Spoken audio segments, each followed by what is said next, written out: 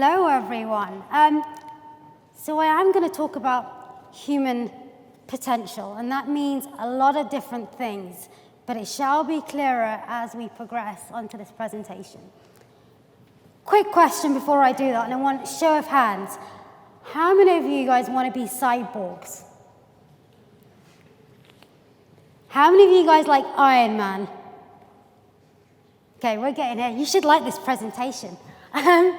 So there's this big debate at the moment all over the news and media saying that machines are going to take over the world, right? There's an AI apocalypse. That's from Elon Musk, by the way. Stephen Hawking said that AI is going to be the end of humankind. And all of this is being thrown around in the media. And I studied at Oxford, and Oxford University spat out kind of a stat the other day saying that 49% of jobs are going to be replaced by machines in the next 25 years. So, and it's quite worrying to hear that. And I'm going to kind of go through the journey of why that has happened, what we can do about it, and what the future potentially holds.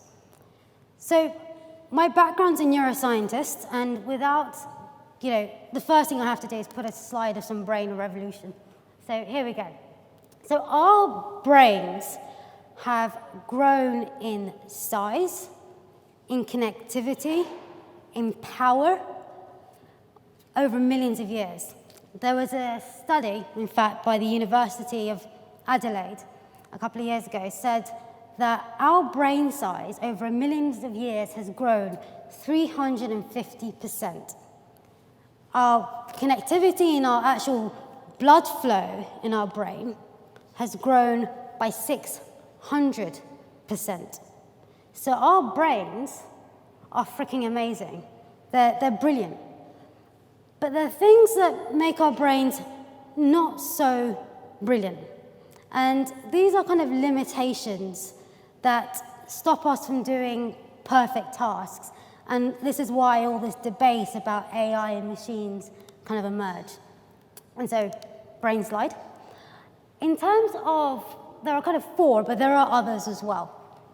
Speed, accuracy, trade-off. If you read something very, very quickly, your accuracy, drops. If you do something slowly, you're less error-prone. And there are a few exceptions to that rule. For example, hitting the snooze button in the morning. Knowledge base, right? Anyone heard of a guy called Lawrence Kim Peake? Anyone heard of a guy called Rain Man? Some of you. So Rain Man, so you should watch the movie if you haven't, or just Google kind of Lawrence Kim Peake. He was a guy with an exceptional brain memory, right? He can read any book, any text, and memorize it instantly. We don't have that capabilities, just normally, unless there is another Lawrence Kim Peake around the audience. And however, our brains, there's a lot of debate around this, but our brain stores about 2.5 petabytes of memory capacity.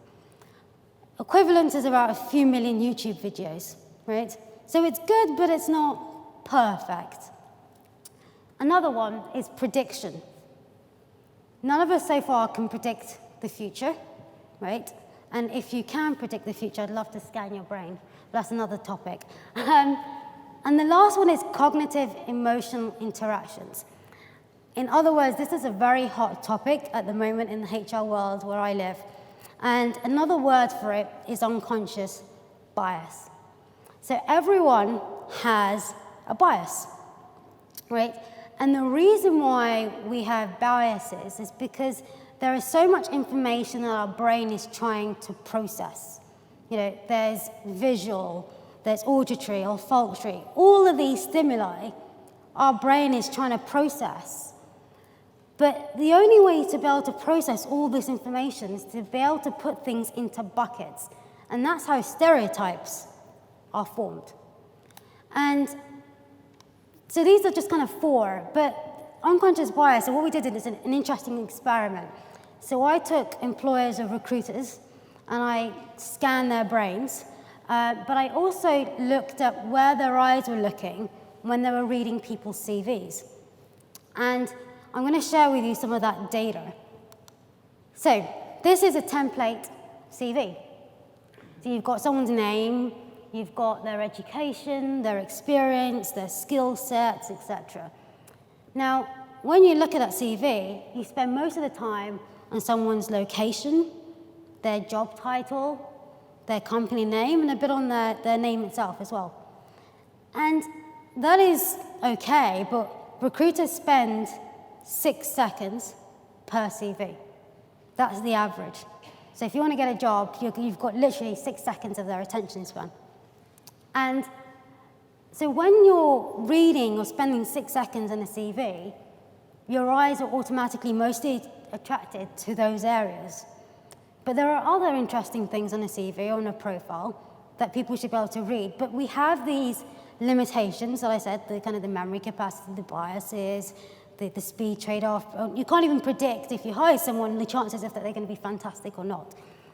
So these limitations that our brain have affect every single decision we make in every single sector, from space to HR to marketing to security.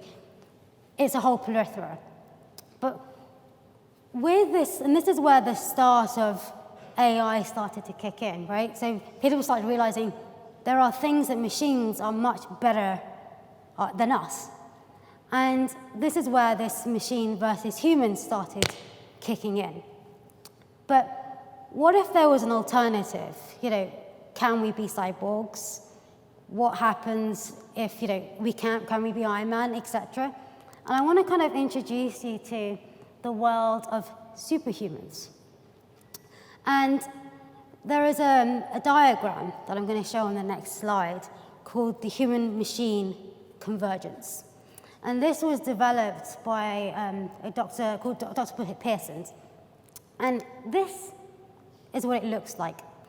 So on the left, you've got past, so evolutionary speaking. And I kind of hinted at that at the very beginning of the presentation. And on the right, you've got future. At the moment, or today, we are Homo sapiens. And instantly, the very interesting thing to look at is past is over 1 million of years. Right, it's kind of 50, 100, 150 years. So it's completely different time durations. But what's really interesting is that using technology, we can actually branch out into different streams, right? So you've got Homo cybernetics, you've got people who have, electronic chips or silicon chips or implants. And over the next kind of 100 to 150 years, there's a potential of merging. And that's probably even before that. And so what's really interesting is that, we're going to be kind of the robot of Primus. And these are a world of kind of where Iron Man and all of these stories start to kick in and become really, really interesting. And so this human-machine convergence doesn't mean that we are going to be replaced by machines. It's another alternative, that we're going to merge with machines. And this is kind of where the word kind of cyborg kicks in. And this was a kind of a term that was thrown around in the 1960s. And a cyborg is a being with both organic and biomechanic body parts. And some people consider themselves cyborgs now, right? There was a guy who, instead of using an Oyster card, decided to implant it into his wrist and tapped every time he was, tried to get in or out of the tube station. And an instant where someone was checking where the passes were, and he said, can you show me your pass? And he was like, yeah, it's here. And he got arrested. So some people aren't a fan of it. But there is another alternative, and that's the point I'm trying to get to. It doesn't necessarily have to be machines versus humans. The other alternative is what we believe in, is that machines are good at some things, we're good at others, and together, that's much more of an optimal integrated intelligence.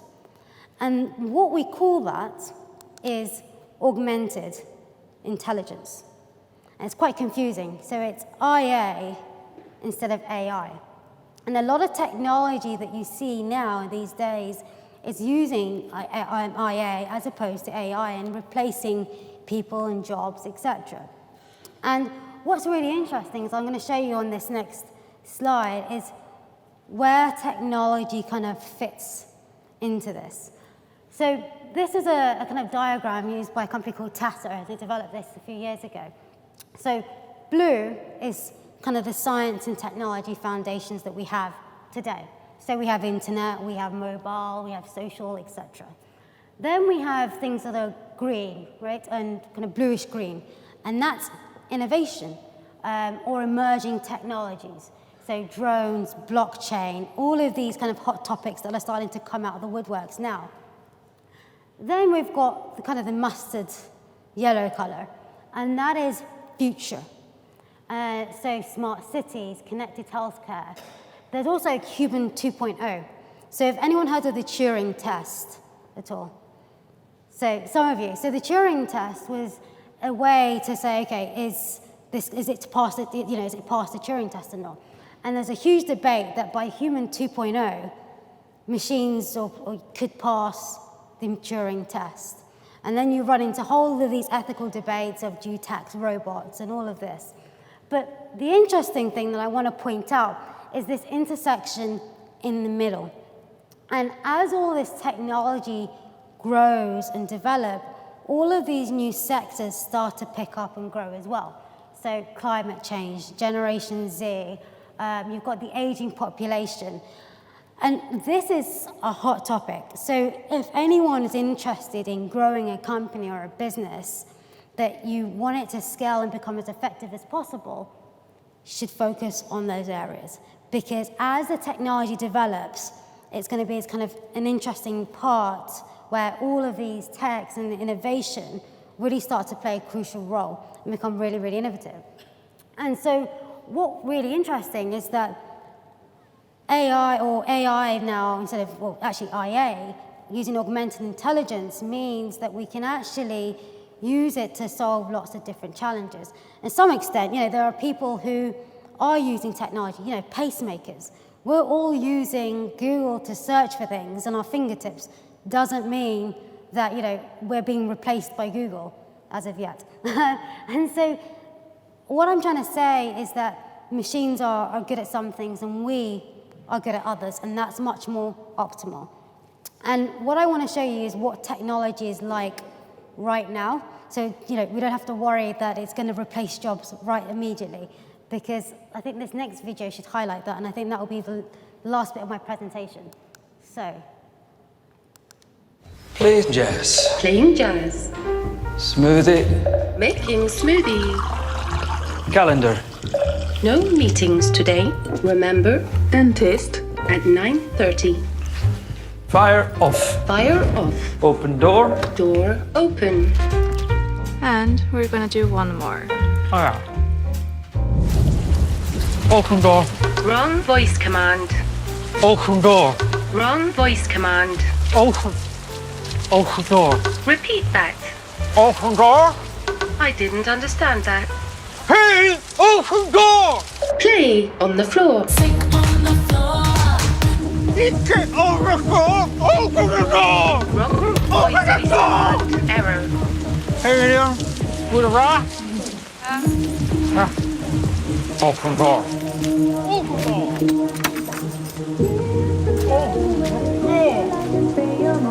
Open door.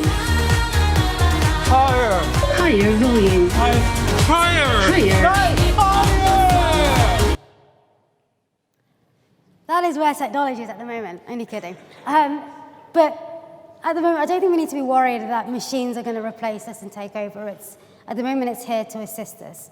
And making sure we unleash the kind of the gifts and potential that we all have. And this is what the whole point of this discussion was about.